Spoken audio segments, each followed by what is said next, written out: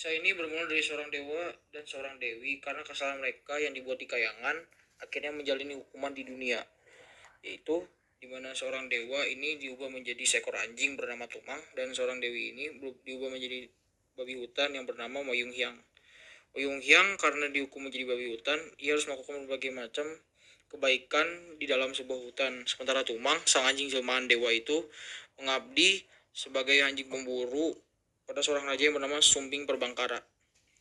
Pada suatu hari, Raja Sumbing Perbangkara bersama dengan Tumang berburu ke hutan di tepi kerajaan. Pada saat itu juga, Sumbing Perbangkara tiba-tiba ingin sekali buang air kecil. Aduh, hayang pipis iya. Pipis di mana ya? Ah, udahlah di sini aja.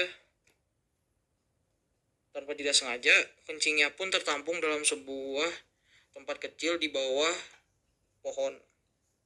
Lalu babi hutan Mayung Hyang yang tinggal di sana tidak sengaja meminum kencing yang berada di bawah pohon tersebut.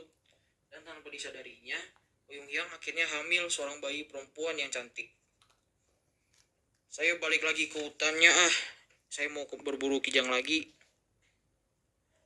Kok ada suara tangisan bayi ya di sekitar sini? Kau mendengarnya tidak, Tumang? Wuk, wuk, wuk. Oh, di sini ternyata sumber suara tangisan bayi itu.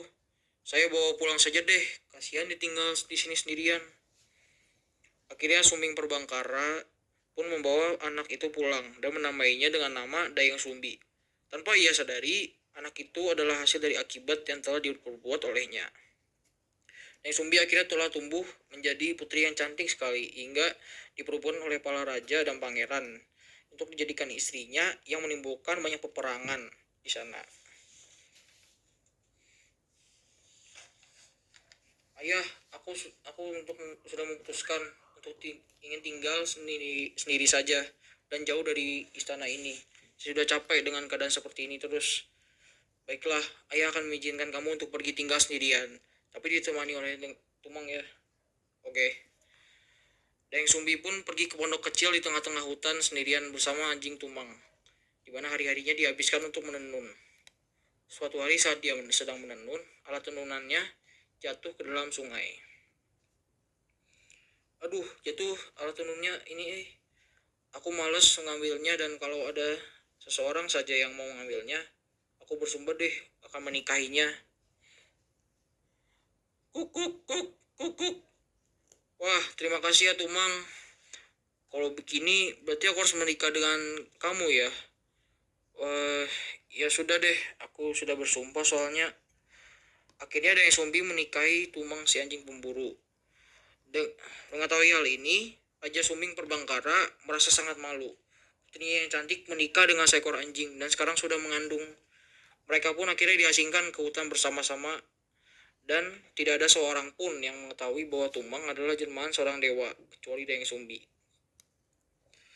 Anaknya mereka pun lahir dan diberi nama Sangkuriang dan tumbuh menjadi pemuda yang sangat tangkas. Pada suatu hari, Sangkuriang, boleh tidak kamu berburu hati rusa? Ibu ingin memakannya ini. Oh, boleh bu, aku pergi sekarang ya. Bawa Tumang bersama kamu di sana. Saat sudah sampai di hutan, dia melihat seekor babi yang ternyata merupakan Mayung Hyang. Tapi gagal untuk ditangkapkannya karena setelah anak panah Sangkuriang meleset dan tidak mengenai babi tersebut. Tumang, kejar babi hutan itu. Kita akan menangkap dan memakannya. Kuk, kuk, kuk, kuk, kuk, kuk. Kamu kok tidak mengejarnya? Aku membunuh kamu loh, kalau kamu tidak mengejarnya. Dan secara tidak sengaja, anak panah yang diarahkan ke Tumang itu terpeleset. Dan anak panah yang melesat tersebut mengujam tubuhnya seekor Tumang. Dan akhirnya Tumang pun wafat. Aku tidak sengaja melepaskan anak panah aku. Bagaimana dong ini?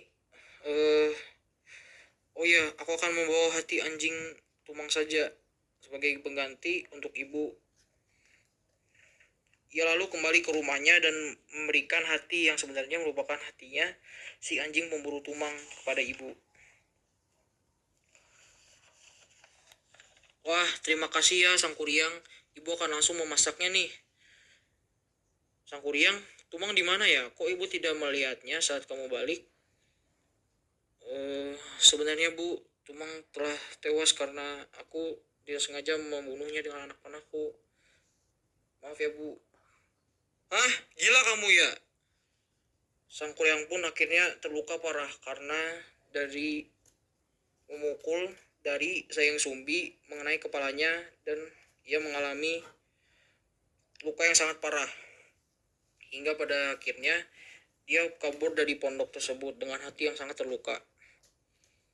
Dayang Sumbi pun akhirnya menyesal akan perbuatannya karena ia telah menyebabkan anak satu-satunya itu pergi, sehingga pada akhirnya dia bertapa dan dikaruniakan panjang umur dan awet muda sehingga selama hidupnya dia akan selalu terlihat cantik. Sementara itu, sang kuring yang lari dari kepala terluka mengembara kemana-mana. Ia berguru dengan beberapa orang sakti. Ia keluar masuk hutan. Saat sang kuryang telah menjadi pemuda sakti dan perkasa, ia mengalahkan berbagai macam makhluk-makhluk halus atau guriang hingga ia menjadi tuan dari mereka tersebut. Pada suatu ketika, dalam pengembarannya, sang kuryang tidak sengaja bertemu dengan seorang gadis yang bernama Dayang Sumbi.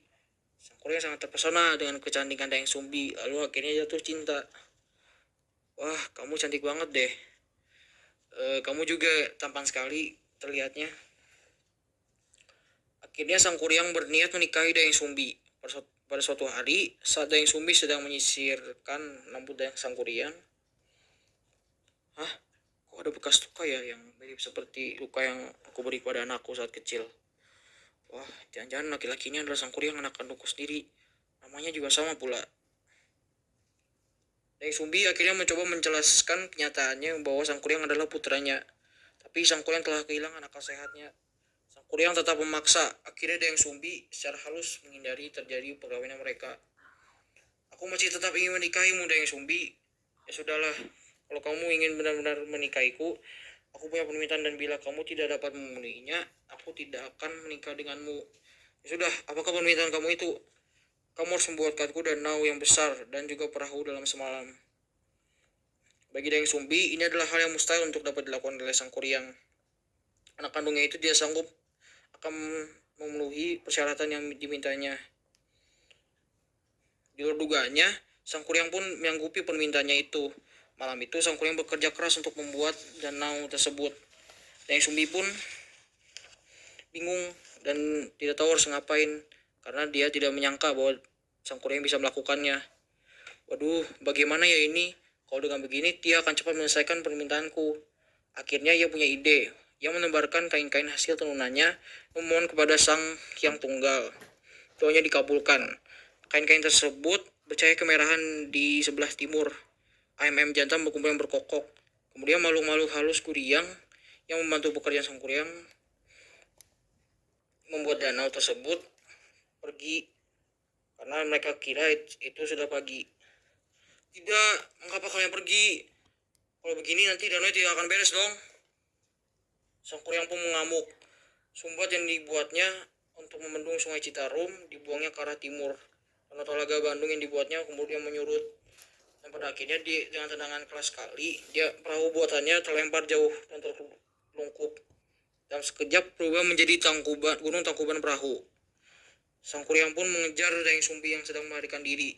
Ketika Dayang Sumbi hampir terkejar olehnya, Dayang Sumbi meminta pertolongan sang Hyang Tunggal lagi. Ia akhirnya menjelma menjadi kuntum bunga jaksi. Sang kuryang terus mencari Dayang Sumbi hingga sampai ke ujung burung dan tersesat akhirnya ke dalam alam gaib. Itulah cerita sang kuryang dan danau Tangkuban Perahu. Terima kasih.